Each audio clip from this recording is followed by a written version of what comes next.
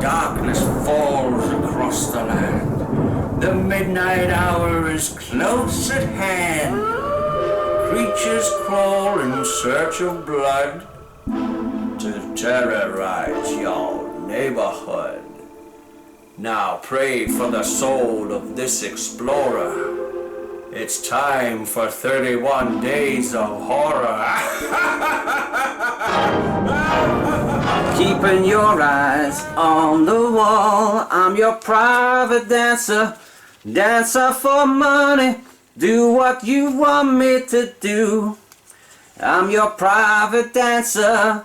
Dancer for money. And any old music will do. I'm your Oh, hello. Terence McGuana here.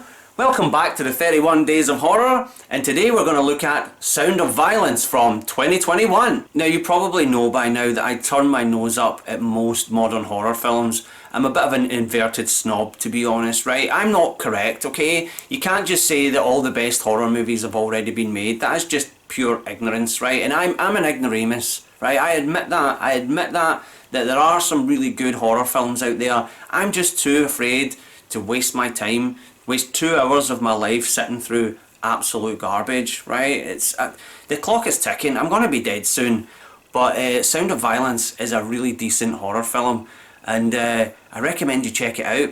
So before I get into a little bit more of the meat and bones of this film, let me break it down for you, okay? At the age of 10, deaf girl Alexis weirdly recovers her hearing after witnessing a violent murder. Later in college, Alexis discovers that the very sound of violence gives her this euphoric sensation, and she becomes so obsessed by this weird phenomenon that she herself becomes a serial killer, using her skills in sound recording to create a horrifying audio masterpiece that only she hears the value in. As you probably know from my review of Street Trash, I do have a penchant for weird films, and Sound of Violence is borderline weird, I would say. Really enjoyed this movie. I've got a real love for this film. Whenever this character Alexis witnesses something violent, there's this psychedelic moment that depicts how she feels about it. It's almost like she's having this massive psychedelic orgasm, and it's brilliant. It's actually brilliant the way that they portray that in this film. It's actually quite visually stunning. So in a way, because it's so visually pleasing to see, you get a bit of an inclination of how this feels for her. It's really weird. I love about this film is that it's internalised, that we follow this Alexis character all the way through the whole story as if we are an accomplice to these murders. And when she does commit murder in this film, she doesn't lack creativity. And the weird thing is, she creates this music that she records from inflicting pain on people. And maybe I'm turning psychotic. Maybe it's the 31 Days of Horror. I mean, where are we now? Day 18, day 19, day 118? I don't know. This whole event is starting to eat away at me, and I've got to admit that. I think I will be needed to get taken away in a white van pretty soon, right? But where was I? Right, this film. I actually started to enjoy the music in it. You know, the music that she creates, I was like, you know, this kind of weird, kind of funky industrial music with all this sort of screaming and bones crunching.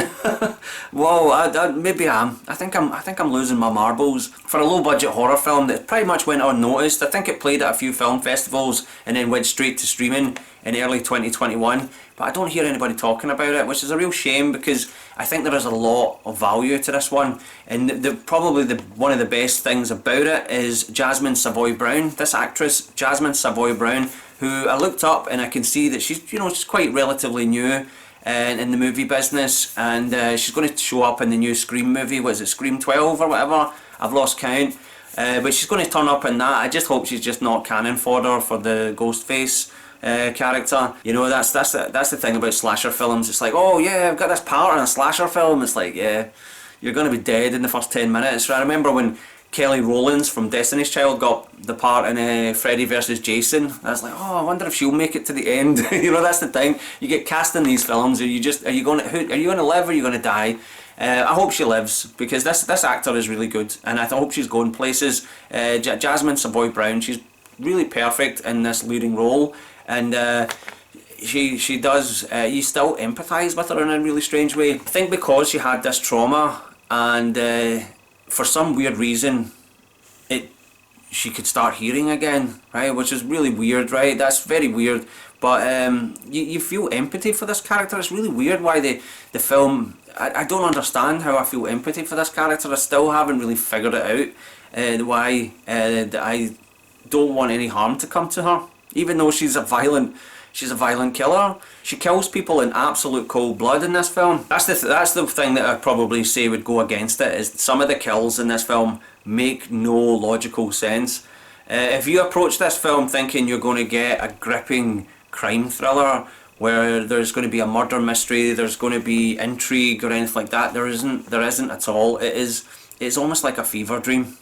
A lot of the things that happen on screen make absolutely no logical sense. So I must forewarn you to approach it that way. Approach this film as though logic just goes out the window. Logic completely goes out the window, and you will have a terrific time with this movie. And the deaths in it some of them are absolutely hilarious. I mean, I'm not one for enjoying a good kill scene. That's not something I go to a film for, but I don't know what it was about this film. They really invite you in to really revel in the bloodshed. There is this part in it where this woman's playing a harp, right? And I just couldn't stop laughing during that scene. I mean, if you were playing a harp, right? If you're playing a harp, like that, and you started cutting your hands off the harp. Say, it was razor wire. Oh no, it's razor wire. I better stop playing. No, she keeps playing. She just keeps playing. She's like, oh yeah, let's just keep cutting myself. This is brilliant. Everybody's watching. Fantastic, right? That makes absolutely no sense to me. I think if I cut myself in any form, right? If I just cut myself on the edge of this table, I would stop doing what I was doing. But not this woman. No, she just carries on, right? And I think that's the sort of nightmare aspect to this film. It's not meant to be taken literally. I think, and that's what I got from it. I think this is just a sort of almost like a weird dreamlike fantasy, and but I was really taken away by that lead actress. I thought she was brilliant. I thought she really carried this film perfectly. And the music was brilliant for me. Especially at the very end. At the very end, they have this piece of music that she's playing when it's like her final sort of big hurrah at the end of the movie. But I'm not going to spoil it, right? But the music that they play at the end, I was absolutely like, oh, that's good. That's really good. And I do love films about sound recording. I've never really been into sound recording, but I find it really interesting and fascinating. And another great one that comes to mind is Blowout, the famous Brian De Palma one with John Travolta. That's a great sound recording film as well. Love that. And this movie, I just had such a good time with Sound of Violence. The cinematography is great. The movie is very lean. It's not on for too long. And some of the set pieces in it were just really enjoyable. Wow, I don't understand why I got so much joy out of this film. It actually felt good after it, even though it was we're watching someone record pain. I'm going to record your pain and I'm going to get off on it. Oh wow, yeah. And the thing is as well, as the story progresses, she has to maintain this because she starts to lose her hearing again. So she's got this kind of incentive to continuously kill people, so that she doesn't lose her hearing. Stuff like that, right? It really is an enjoyable movie. I don't know if I would say it's perfect for Halloween because it is just downright weird. It is such a weird film.